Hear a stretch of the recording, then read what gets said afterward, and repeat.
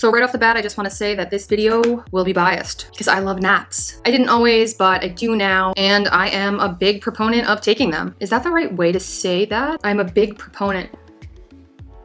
Yeah, I'm a fan, especially for people who deal with mental health issues and or those who are looking to get or stay sober. And let's face it, those two groups of people often overlap.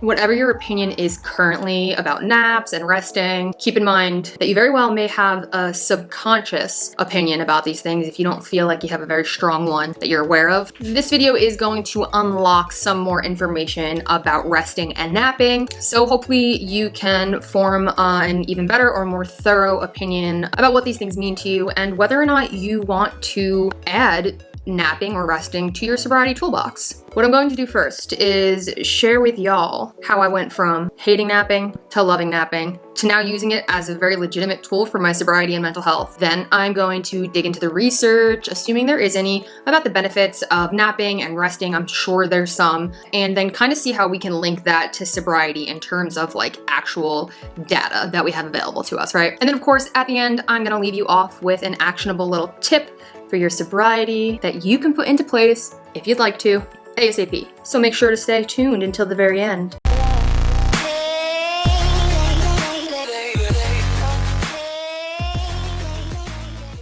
Hello and welcome to my channel. My name is Allie K. Campbell and I make videos about getting real, having fun, and living sober. If you would like a new tool for your sobriety toolbox, every week, every Wednesday, you can go ahead and subscribe to my channel. And today's Wednesday, so that happens to be what you're watching now. My weekly video with a sobriety tool for the box.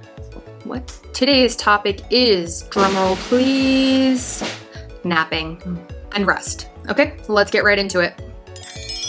I used to hate napping. It made me feel lazy. It made me feel unproductive. I don't like feeling lazy and unproductive. I also don't like when other people view me as lazy and unproductive. Napping was contributing to that reputation. Now I don't really give a f what anybody thinks, except that I do. But in my family's defense, like, they were kind of concerned about when I would nap, like especially when I was in high school, because understandably so, napping can very well be a symptom of depression. So if it's somebody who has, mental health issues and they're like sleeping all the time, that could be really worrisome. So, I mean, I get it. I get that, okay? That's not the kind of napping we're talking about today. We're talking about conscious, intentional napping for health. Not that depression naps aren't that. Whatever. You know where I'm going with this. I need you to not do that because you only do it when I'm filming. Cat problems. A lot of the time, like in the past, when I wasn't so keen on napping, it was unintentional. Like I would lay down and then fall asleep. I just felt bad about it afterwards. It made me feel bad about myself. Like I said, I even judged other people who were napping successfully. Like, oh, I wish I could have the luxury of napping. Get off your high horse. You should be on a sober horse anyway.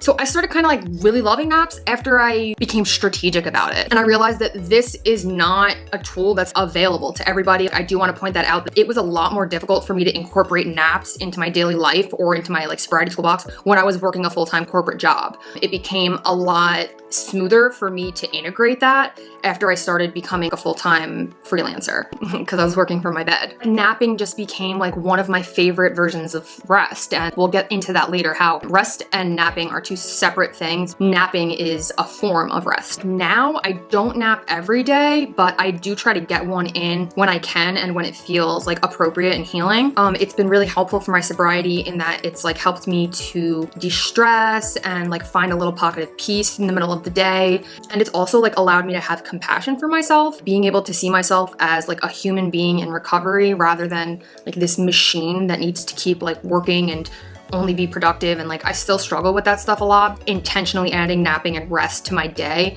has absolutely helped me get out of that mindset. And it wasn't really easy for me to get into the habit of napping because I have trouble sleeping generally, so it took me a while to start falling asleep. It wasn't until I kind of got a little napping kit, I suppose we can call it, that's when it became a little bit more natural for me, which I'll get into the kit later because it actually helps me to fall asleep at night as well. But I understand that my personal experience is just that, my personal experience. So I want to take a look at any of the research that might be available about the benefits of napping and resting in particular, and how that might connect to our sobriety. So let's do that. Okay, so we don't need a scientist to tell us the difference between napping and resting. I mean, like from a physics standpoint, the term rest refers to something that is stationary in comparison to the other things in its environment. It's immobile. In terms of just like everyday life, like resting can be several things. It can be like sitting on your couch and playing a video game, or taking a couple of minutes to pet your dog, or reading a book for a little while outside in the park. And napping, obviously, napping is one big version of rest.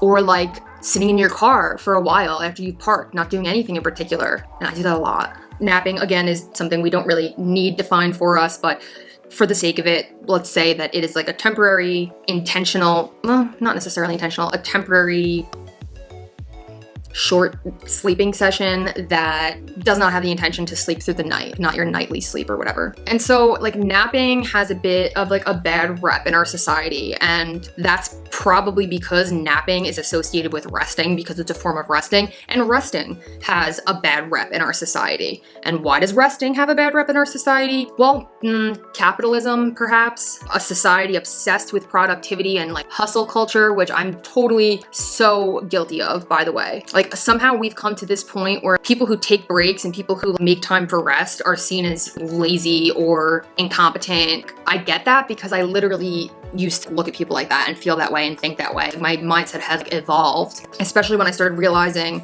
I was feeling better by making resting and napping an intentional part of my day-to-day activities. Speaking of the benefits, let's look at what I found there.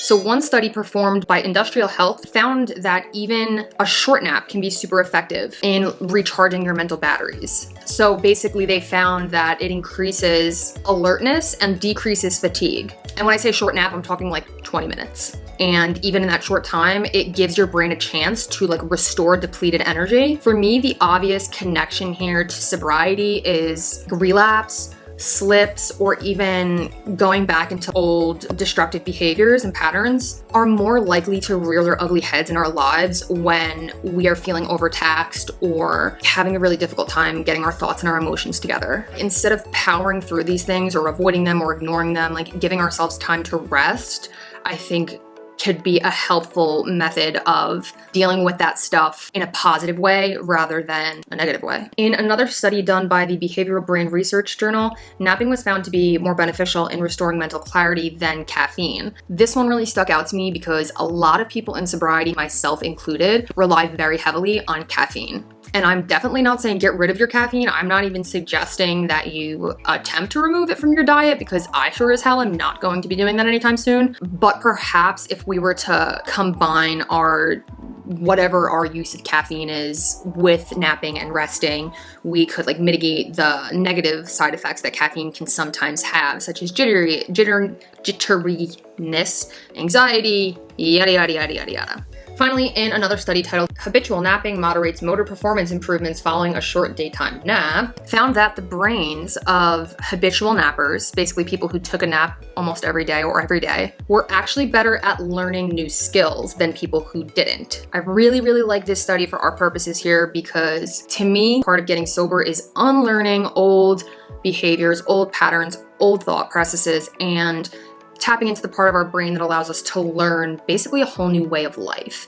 So if napping can make me better able to learn new shit, which is exactly what I need in sobriety, then like I'm gonna take a nap. A pretty legitimate tool for relapse prevention from what I can tell. In conclusion, there is a ton of research on this. Like sometimes in my videos, if you guys aren't new here, you'll see that I run into a wall when it comes to research. This particular topic, the benefits of napping and resting, is like very vast, and you can definitely look into it more and do a little bit more of your own experimentation and research. I definitely encourage you to do so. I'm gonna link all of the studies in the description of the video, obviously, to give credit to those people, and you can, read through them more if you feel like doing that. The caveat, as always, is that one tool that works for one person might not work for somebody else. Move forward with mindfulness when it comes to incorporating napping into your sobriety toolbox or repertoire. Make sure to keep track of how long your naps are. If they're, screwing up your day or keeping you from getting like healthy rest at night when you go to sleep, you gotta adjust something. There's rarely any hard and fast rules when it comes to being sober and when it comes to finding things that help, because everybody's so different. We're all very unique. As always, I end the videos with a tip for sobriety related to the topic of the video. get like a napping kit. I say this because I've always had a lot of trouble falling asleep, so incorporating napping into my life was very difficult, because if the suggested time to nap is, say, 20 minutes and it takes me 30 just to fall asleep, it's not going to work for me. So I had to find ways to calm myself down and get myself into a place of sleepiness quickly and effectively. My little kit involves 1 lavender pillow mist, any type of essential oil blend that's good for anxiety and calming effects. Put that bad boy right on your sheets, on your pillow. I actually used this in my last video about making the bed. The second thing is a sleep mask. In particular, the Manta sleep mask is amazing. I love it so much, especially for naps, because, and this is not sponsored by the way, it like literally blocks out everything, and I have the cooling ones, so I put them in the freezer for a little while and then put them on my face, and it's just, it feels so nice. And finally, this sounds weird, but my Kindle is a part of my napping and my sleeping routine. I read probably like 10 to 15 minutes before bed, and it like immediately puts me in the mindset of, okay, it's time to go to sleep. But that's just what works for me. Like I said, it's different for everybody. So if you want to get any of those things that are in my little napping kit, you can grab those in the video description. But I also suggest that you experiment with like creating one of your own and seeing how it works for you if you do decide to, you know, try this whole napping thing. Last but not least, I want to say that if you immediately have that reaction of like, no, napping's not for me, it's for lazy people, blah, blah, blah, blah, blah, check yourself a little bit and ask yourself who's saying that to you. Like, where's that voice coming from? Because if it's some stupid ass capitalist agenda, then maybe it's worth revisiting, you know? That is the end of the video. So thank you for watching. If you've made it this far, I would love it if you subscribed to my channel or left a comment or did anything to interact with this video in any way, shape, or form. And with that, sweet dreams. It's been real, it's been fun, and it's been real fun. Bye, guys.